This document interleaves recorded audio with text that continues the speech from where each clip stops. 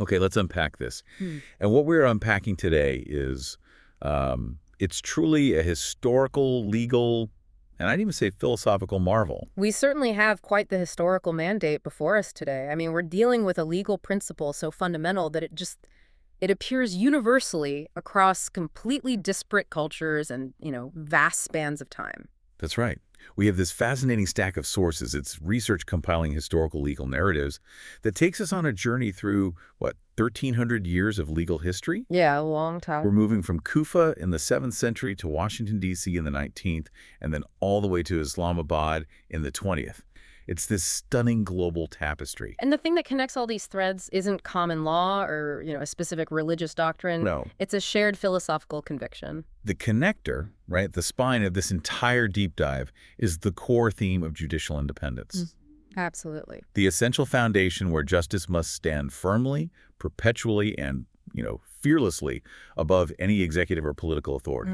Exactly. Our source material, the Courtroom Stories research by Mr. Zahir Ahmad Mir, lays out this continuum with just incredible precision. So the big question we're tackling is, well, it's maybe the most profound question in political science. Go on.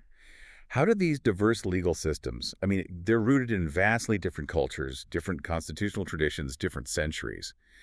How do they all arrive at the exact same conclusion about the necessity of restraining state power through an impartial judiciary? It speaks, as you say, not just to a legal mechanism, but to a fundamental human necessity. Yeah. The need for justice that transcends political systems and the recognition that power, if it's left unchecked, it inevitably corrupts the administration of law. Absolutely. Right. So our mission today is clear. We're going to distill the common ethical thread that connects a humbling ruling by a judge named Qadi Shurayh in the 7th century Right. with John Marshall's doctrine of judicial review in 1803, and then its really complex modern application in Pakistan in 1996. So what you will learn today is that this fight for independent justice, it's truly a historical constant. A constant. It's constantly shifting its mechanisms, sure, but never its objective. And we begin our journey not in some modern constitutional hall where systems are all codified with separation of powers. No, not at all. We're starting in the heart of the early Islamic Caliphate,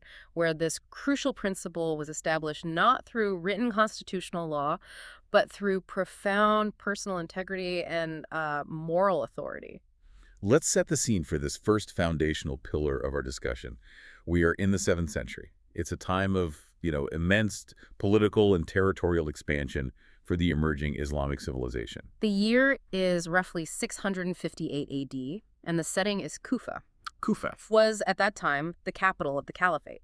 So you have to understand this is the absolute center of global power for that entire system. Okay, and the figures involved are of, immense historical and religious status. Monumental figures. You have Caliph Ali ibn Abi Talib. The 4th Caliph of Islam, cousin and son-in-law of the Prophet Muhammad.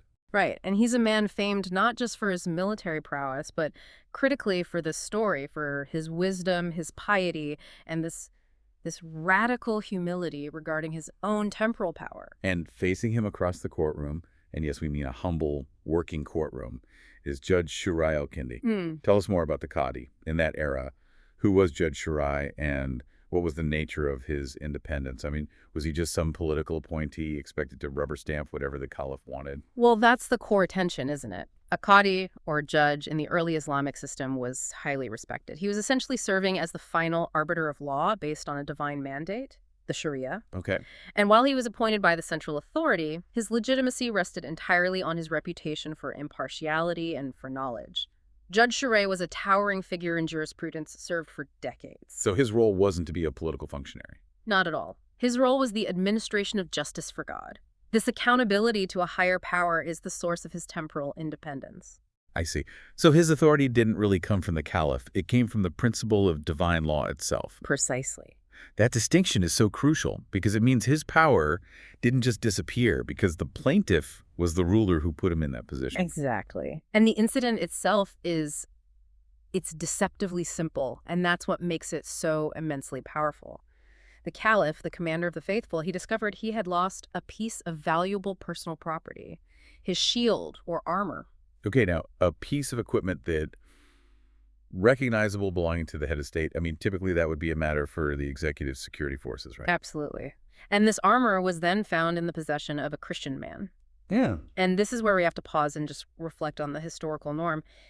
In the mid-7th century, if the ruler of this massive caliphate found his property in the hands of a subject, Especially a non-Muslim subject. particularly, the expected course of action would be unilateral seizure of the property, Of course. maybe even summary punishment. Oh. Power, by default, takes what it believes is its own. But Caliph Ali did the profound thing, the revolutionary action, that sets the stage for our entire deep dive. He did. Instead of using his executive authority, instead of deploying his inherent power to just seize the property and bypass due process, he submitted himself entirely to the judicial process before Judge Shurayh. He willingly became a plaintiff. Just a plaintiff. Subject to the exact same rules of evidence as any common citizen. This act of submission is the critical moment. You know, it isn't just some quaint anecdote from history, it's a political act of self-restraint. How so? By placing himself under the law he's supposed to enforce, he retroactively legitimized the independent authority of the very court system he governed. He proved that his system was one of law, not just command. Wow. And when the case came before the Qadi, the judge asked the necessary, respectful, yet entirely impartial question. A question that ignored the robes of the caliph and focused only on the facts of the case. The dialogue here is key, according to our sources. He says, "O Commander of the Faithful, do you have any witnesses?" That phrase is just beautiful in its simplicity. It's the institutional equivalent of saying, your status means nothing here. Only the evidence matters. He didn't assume guilt. He didn't assume ownership based on who the plaintiff was. No, he demanded proof. I mean, just think about the pressure on Qadi Shurayh in that moment. Here is the most powerful man in the world, the head of state, sitting right across from him. The temptation must have been incredible. To just nod, accept the caliph's word, and move on. What gave the Qadi the strength to maintain that line? It comes back to the source of his authority we talked about. If he had deferred to the caliph, sure, he would have saved himself a lot of political risk. Right. But he would have instantly invalidated the moral basis of his own court. He would have shown the public that the court existed merely as an extension of executive will. His entire legitimacy and the legitimacy of the rule of law in that system hinged on resisting that deference. And resist he did. Caliph Ali provided his evidence, and this is where the judicial procedure becomes the engine of independence. Yes. The witnesses he brought forward were his son, Hassan, and his servant, Kambar. And this is the moment of genius from Judge Shurayh. He had witnesses, but he had to adhere strictly to the rules of evidence that were applicable at the time. And those procedural rules, they had safeguards against internal bias, correct? Precisely. They were designed to ensure that testimony wasn't compromised by direct familial or, hierarchical relationships. So Shurayh, citing this established procedural law, he declined the testimony. He ruled that the testimony of a son for his father is not admissible. That is absolutely massive. It is. He wasn't questioning the integrity of the caliph or his son. He was just saying the process forbids this specific relationship from being the sole basis of evidence. It's a masterful display of institutional independence masked as just, simple judicial prudence. He prioritized the integrity of the evidentiary process, the letter of the law, over the status of the plaintiff. Even when that plaintiff was the ruler of the entire Muslim world. It reinforces the principle that procedural law exists for a reason, to protect the vulnerable against the powerful, irrespective of who the powerful might be. And therefore, the verdict stunningly went against the caliph. Yes. Without sufficient admissible evidence, Shurayh ruled in favor of the Christian man. And this is the ultimate litmus test, isn't it? The test of the rule of law. What did the ruler do next? The source explicitly notes that Caliph Ali accepted the judgment without any protest. He didn't appeal, he didn't rage, he didn't replace the judge, he submitted. And that action cemented the principle for generations to come. The ruler obeys the law he enforces. He demonstrated that a lawful verdict, even when it's unfavorable to the state or to the ruler himself, is morally and institutionally superior to the exercise of raw power. Right. He established that there's a real distinction between law and command, and that the caliphate he was leading operated under law. And the profound impact of this moment, it wasn't really directed at the legal system itself, which was just functioning as it was supposed to. No, the impact was outward. It was felt by the general public, and particularly by the defendant. The Christian man. Fair. He was, I can only imagine, completely astonished. He witnessed the highest ruler of the land standing before his own judge, presenting his case. and then receiving a verdict that went against him, which the Caliph then accepted unconditionally. His immediate reaction, his confession, it just encapsulates the essence of the rule of law and its power to generate public trust. He said, "A ruler of Muslims stood before his own judge, and the verdict went against him. This is truth indeed."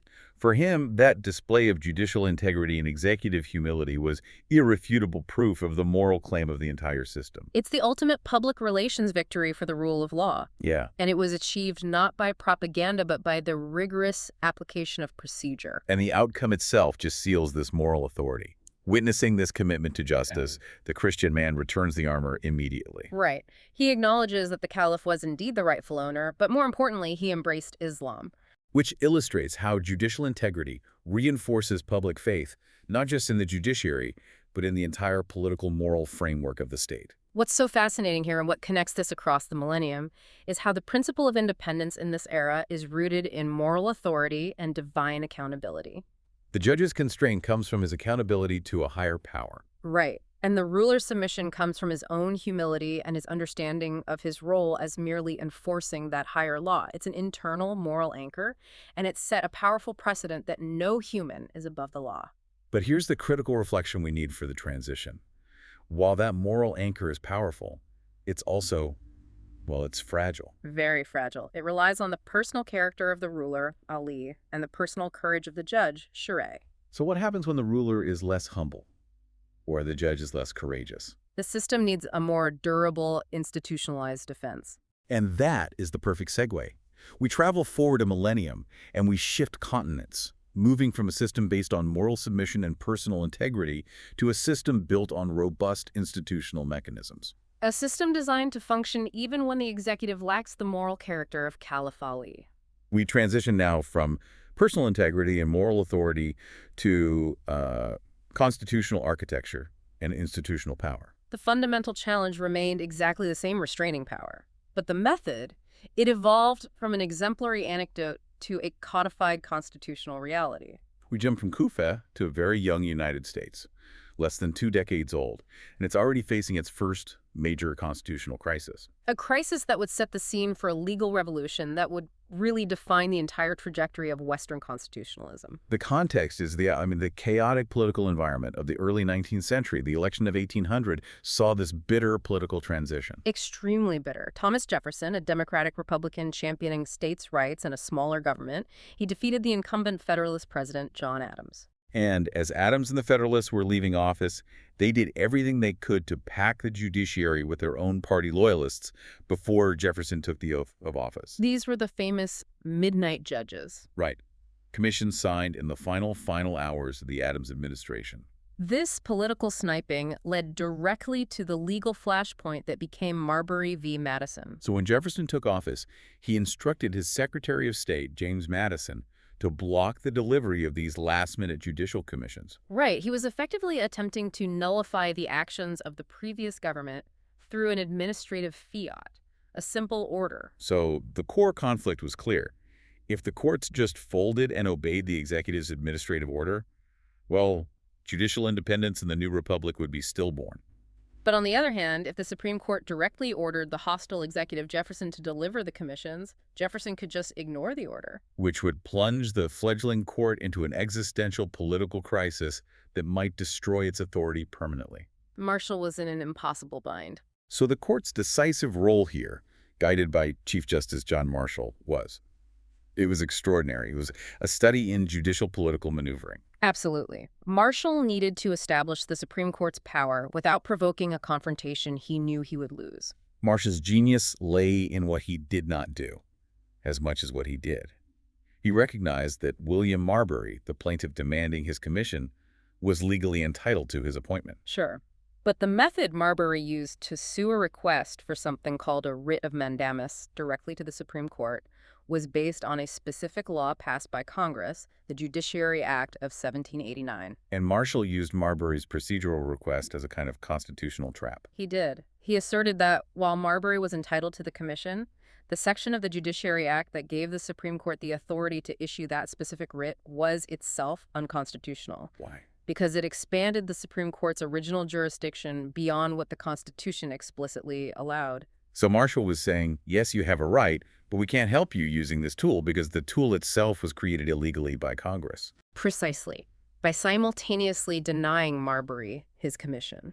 Which avoided a direct, likely ignored order to the hostile Jefferson administration. And, at the same time, striking down an act of Congress as unconstitutional, Marshall achieved a spectacular political and legal victory. He gave Jefferson the short-term political win. Marbury didn't get his job, not right away. But he established a far greater, lasting institutional power for the judiciary. Judicial review. That is the definition of having your cake and eating it too, but for constitutional law. I mean, really? This is where we get the foundational quote, the sentence that legally defined the American experiment. It is emphatically the province and duty of the judicial department to say what the law is. That phrase fundamentally shifted the center of legal authority in the new republic. Before Marshall, interpretation was shared, or at least contested. Right. After Marshall, it became the exclusive domain and duty of the courts to interpret the fundamental law. The Supreme Court became the final arbiter of constitutional meaning.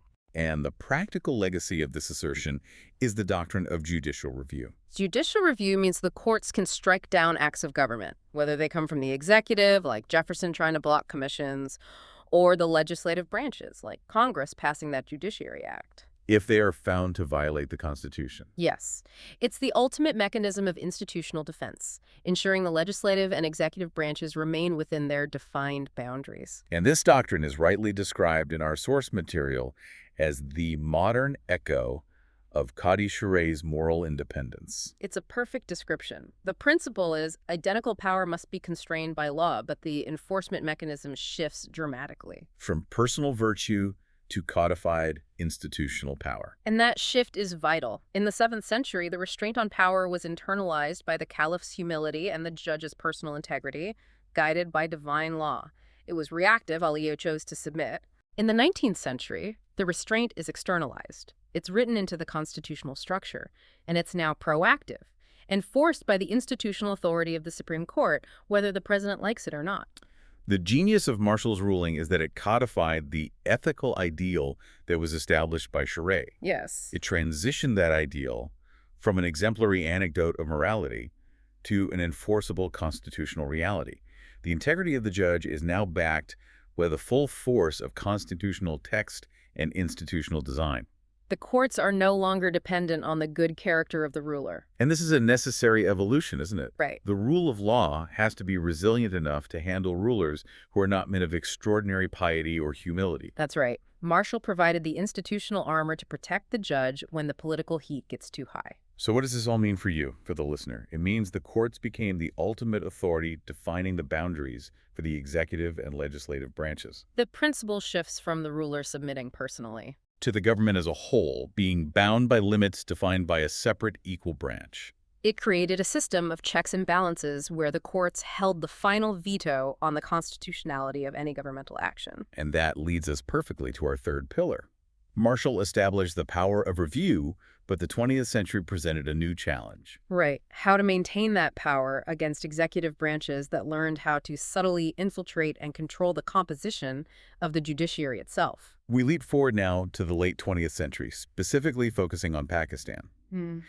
If Marshall established what the judiciary could do, judicial review, this next case deals with the really complex question of who gets to be the judiciary and how that selection process must be defended against executive pressure. And this is such a crucial pivot point for any constitutional democracy, especially those emerging from periods of authoritarian or, strong executive rule. Why is that? Because once the judiciary has asserted the power to restrain the executive's next strategic move is to try and control the pipeline of judicial appointments. It's the ultimate political chess game. And the source material highlights this as the final, most sophisticated attempt by the executive to undermine independence. It's not by ignoring a ruling anymore. No, it's by preemptively controlling the judges who make the rulings in the first place. So, setting the stage. We are looking at Pakistan's constitutional history in the 1990s, a period marked by a lot of political instability and tension between civilian governments and the judicial establishment. The issue at stake was straightforward, but just devastatingly important. Reaffirming that judicial appointments must remain independent of executive influence is arguably the most vital step in preserving independence in the modern era. And you have to ask, why is controlling appointments the primary weapon the executive uses to erode judicial independence? It has to be loyalty. It's simple. Loyalty. If the executive or the ruling political party has the decisive say in who becomes a judge, especially at the high court level, those judges implicitly owe their loyalty, their career progression, their security of tenure to the political branch. Which compromises their impartiality long before they ever set foot in the courtroom to hear a constitutional challenge against the very government that appointed them. Exactly. If the executive appoints all the judges, then the court effectively becomes a fourth arm of the executive, not an independent check. The spirit of Shurayh's impartiality is just lost. It's gone. The law can only be impartial if the judge administering it is impartial, and that impartiality begins the moment they are selected.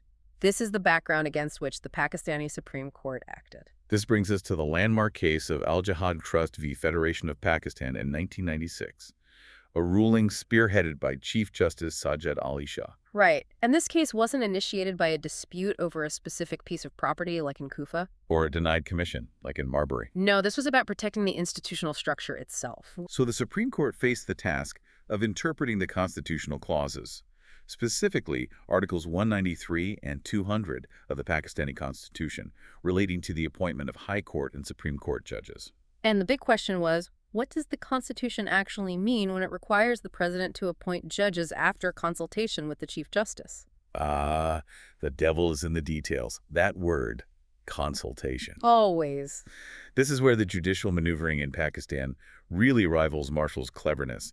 If consultation simply means asking for an opinion and then ignoring it, then the executive wins. Exactly. The court had to interpret that word to give it teeth. And their interpretation was, well, it was revolutionary and structural. They held that consultation must be effective, meaningful, and purposeful. And crucially, they ruled that the recommendations of the Chief Justice and the Chief Justice of the respective high courts were, for all intents and purposes, binding on the executive. Binding, provided the recommendations were based on merit and seniority.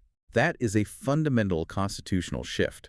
It essentially took the primary power of appointment away from the executive and vested it in the judicial branch itself. It secured judicial independence by creating a mechanism of judicial self-selection.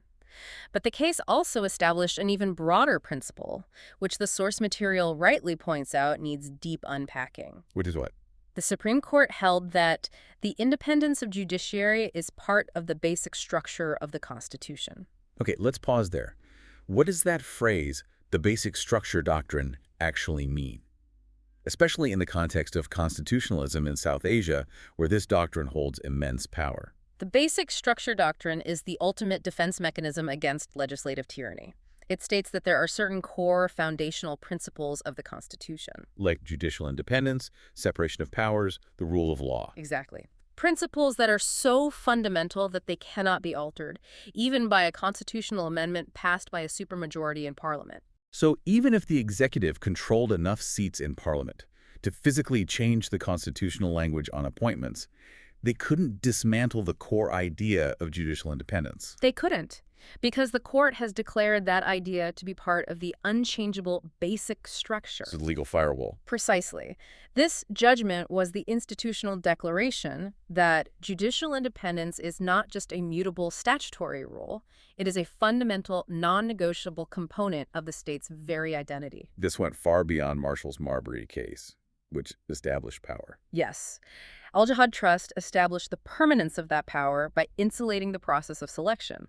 So this case, it fundamentally redefined the judiciary's self-perception in that system. It did. They established themselves explicitly as the guardians, not servants, of the Constitution. And that terminology is just loaded with meaning. A servant obeys the temporary will of the master, the political power of the day. But a guardian. Mm-hmm. A guardian defends the core principles of the constitutional structure against all threats. Including those threats posed by the temporary inhabitants of the executive branch. And this defense mechanism, the binding nature of the Chief Justice's recommendation, is essentially the judiciary using its interpretive power for self-preservation. It is. It's a mechanism to ensure that the judges who sit there in the future are capable and independent enough to perform the policing function of judicial review in the first place. The journey is incredible. We've moved from moral submission, dependent on a caliph's virtue, To institutional codification, which established power. and finally to procedural defense, which secured the longevity of that power against political capture. It just shows that independence is never granted. It must be continually defined and actively fought for across systems and across centuries. And this final layer of defense, the basic structure approach, is so necessary because constitutional texts, even ones as robust as the U.S. Constitution, they often leave procedural gaps that an ambitious executive can exploit. And the court must proactively fill those gaps with robust interpretation. So now we arrive at the point where we bring these three incredibly diverse historical sources together, separated by geography, religion, political structure, and more than 1,000 years. And they all converge on one universal truth. It's time to look at the side-by-side comparison. This synthesis so beautifully encapsulates the evolution of the concept while highlighting the permanence of the principle we set out to discover. Let's lay out the table provided in our sources one more time, just focusing on the mechanism of restraint. In the 7th century Islamic system in Kufa, the key action was Caliph Ali submitting to Qadi Shurayh. And the principle established was intensely personal, based on moral self-restraint. The ruler obeys the law he enforces. Then you move to the 18th century modern system of the USA. The key action was Marshall's brilliant maneuver in Marbury v. Madison, establishing judicial review. And the principle became institutional. Government is bound by constitutional limits defined by the courts. The power shifted from the individual to the institution. And finally, in the 20th century modern system of Pakistan, the key action was the Al Jehad Trust ruling. It constitutionalized the separation of powers in judicial appointments using the basic structure doctrine. And here, the principle is structural and procedural. Judicial independence is rooted in procedure, and the court's right to self-guardianship. What's truly remarkable is the consistency of the goal, despite the dramatic shift in mechanics. In Kufa, they prevented arbitrary seizure of property by the ruler. In D.C., they prevented arbitrary executive action through judicial review. In Islamabad, they prevented the arbitrary stacking of the judiciary through a procedural mandate. The function is always the same. Restraint on power. Restraint. And the necessary transition is clear.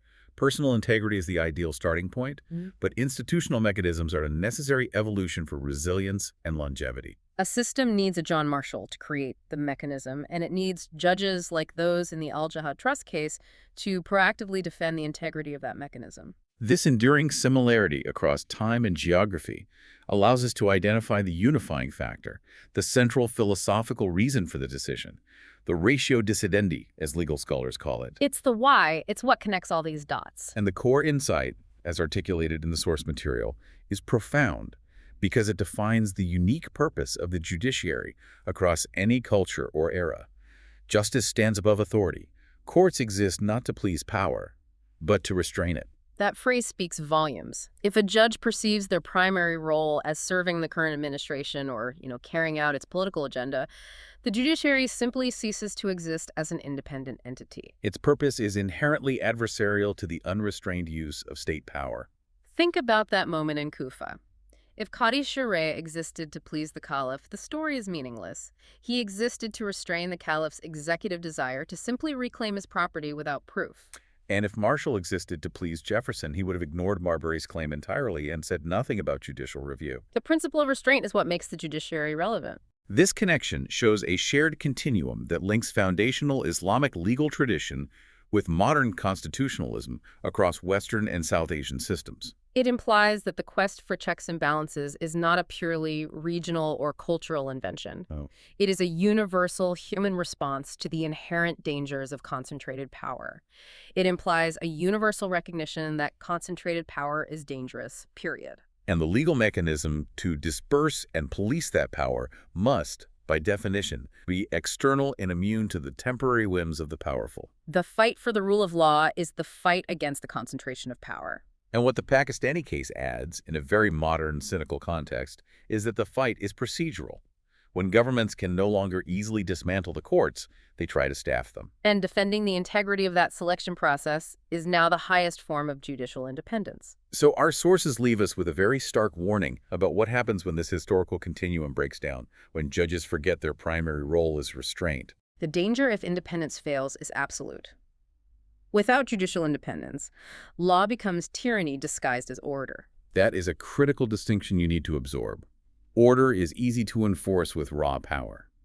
Tyranny simply uses the appearance of legality, the procedures, the robes, the courtrooms, the legislation, to rubber stamp its oppression. Tyranny mimics law to achieve its ends.